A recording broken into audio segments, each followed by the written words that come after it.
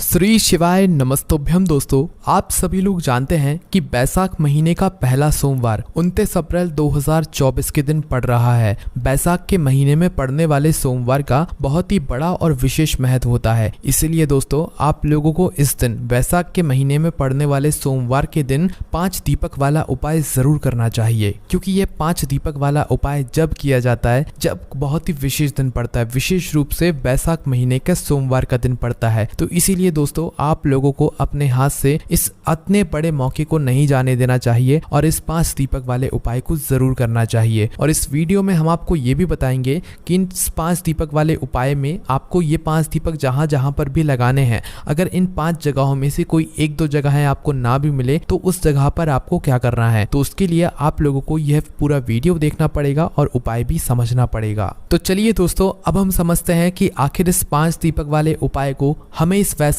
महीने के सोमवार के दिन कैसे करना है और इस उपाय को किसको करना है, किस समय करना है और कहां पे करना है। वैसे दोस्तों, 5 दीपक वाला उपाय पहले भी हम बता चुके हैं, पर आप लोग शायद उस उपाय को थोड़ा बहुत भूल भी गए होंगे और आपको कुछ विधि मालूम भी नहीं होगी। इसीलिए आप लोग इस वीडियो को अच्छे से सुने, उपाय को भी समझें और जरूर करें, क्योंकि बैसाख महीने में पड़ने वाले सोमवार का बहुत ही बड़ा और विशेष महत्व होता है और इस सोमवार के दिन भगवान शिव जी आपसे बहुत ही आसानी से प्रसन्न भी हो जाते हैं। तो सबसे पहली चीज दोस्तों ये आती है कि आखिर इस 5 दीपक वाले उपाय को घर में से करना किसको है। तो देखो, यहाँ पर हम आपको सबसे पहली चीज ये बता दें कि इस 5 दीपक वाले उपाय को घर में से सभी सदस्यों को करने की बिल्कुल भी जरूरत नहीं है। इस उपाय को मात्र घर का कोई एक सदस्य ही करेगा जो कि घर का बड़ा हो। अगर घर का कोई एक मुख्य सदस्य भी इस 5 दीपक वाले उपाय को कर लेता है तो उसके उपाय को करने का फल जो है उसके पूरे घर परिवार को मिल जाएगा। पर वह जो मुख्य सदस्य होगा वह होगा कौन? तो देखिए, घर की जो बड़ी माताएं बहनें होंगी, उन बड़ी माताओं बहनों में से कोई भी एक माता बहन इस वाले उपाय को कर सकती है इस बैसाख महीने के सोमवार के दिन।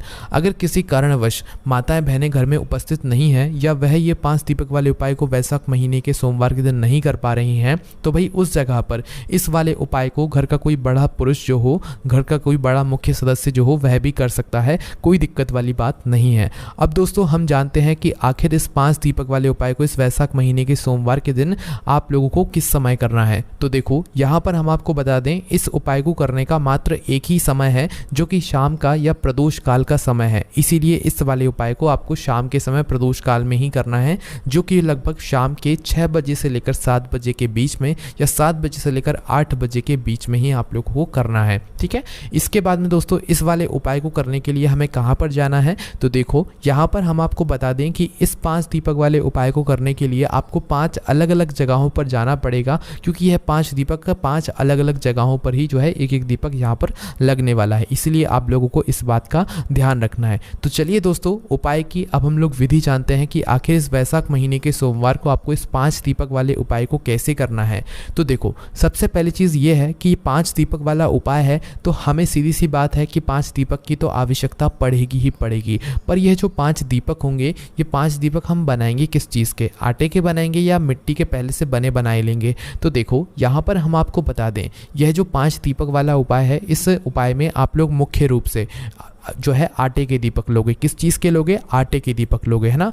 आटे के दीपक अगर आप लोग नहीं ले रहे हो तो भाई, अगर मिट्टी के भी ले रहे हो तो आप लोगों को उस जगह पर नए मिट्टी के दीपक लेने पड़ेंगे, अन्यथा आप लोग आटे के दीपक लोगे तो बहुत ज़्यादा बेहतर रहेगा। तो आप लोगों को क्या करना है, अपने ही घर के रसोई घर में से थोड़ा सा आटा लेना है और उसको गूंद लेना है। गूंदने के बाद उसके अंदर आप लोगों को कोई भी चीज़ या सामग्री नहीं डालना है, इस बात का ध्यान रखिएगा। सादा पानी डालकर उसे गूंद लीजिए। गूंदने के बाद आप उस आटे से जो है 5 मीडियम साइज के आटे के दीपक तैयार कर लीजिए। ना वह दीपक बड़े हों ना वह दीपक छोटे हों, मीडियम साइज के आटे के दीपक तैयार कर लीजिए। दीपक जैसे ही तैयार हो जाते हैं, इन 5 दीपकों को आप अपनी किसी भी एक पूजन वाली थाली में रख लीजिए। पूजन वाली थाली कहने का मतलब है कोई भी एक ऐसा पात्र जिसके अंदर ये 5 दीपक बन जाए, क्योंकि इन 5 दीपकों को आप अपने हाथ में रखकर तो कहीं पर जा नहीं सकते। इसीलिए पहले से ही अपने इन 5 दीपकों को किसी एक पात्र में या पूजन वाली थाली में जमा जमा कर पहले से रख लो।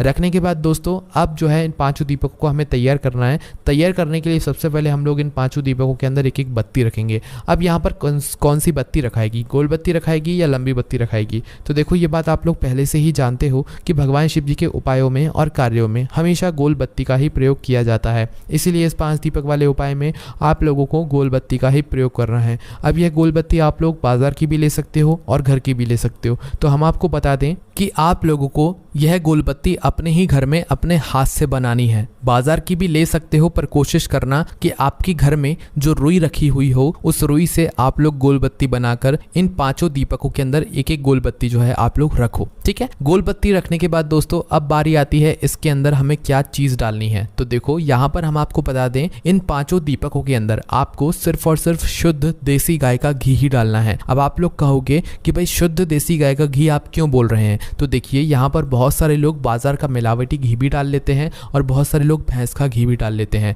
पर दोस्तों भगवान शिव जी के कार्यों में या भगवान शिव जी के उपायों में हमेशा जो है शुद्ध देसी गाय की घी का ही प्रयोग होता है। इसीलिए आप लोगों को जो है इन 5 दीपकों के अंदर शुद्ध देसी गाय का घी ही जो है डालना है। हम आपसे हमेशा बोलते हैं और पहले ही भी बोल चुके हैं कि अपने घर में शुद्ध देसी गाय का घी हमेशा रखा करो, क्योंकि इस घी को रखने से आपके घर में सुख समृद्धि भी आती है, धन समृद्धि भी आती है और सुख और शांति भी बनी रहती है। तो इसीलिए इन 5 दीपकों के अंदर आपको डालना क्या चीज़ है? शुद्ध देसी गाय का घी। इतना डालना कि यह दीपक कुछ समय तक जलते रहें, है ना। जैसे ही आप लोग इन दीपकों के अंदर शुद्ध देसी गाय का घी डाल लेते हो आपको यह 5 दीपक बनकर तैयार हो जाते हैं। इसके बाद में दोस्तों अब आपको कुछ बातों का ध्यान रखना है जब आप इन 5 दीपकों को लेकर अपने घर से निकलते हैं। तो देखिए जहाँ पर भी आप ये 5 दीपक रखने वाले हैं वहाँ पर अगर हो सके तो थोड़े से कुछ चावल के दाने या तो कुछ फूल की पंखुड़ियाँ, कोई भी एक चीज़ अपने साथ में ज़रूर रख कर लेकर जाइएगा। और जहाँ पर भी आप इन दीपकों को रखें वहाँ पर थोड़े थोड़े से चावल के दाने या तो कुछ फूल की पंखुड़ियाँ आप लोग ज़रूर रखकर उसके ऊपर ही यह जो है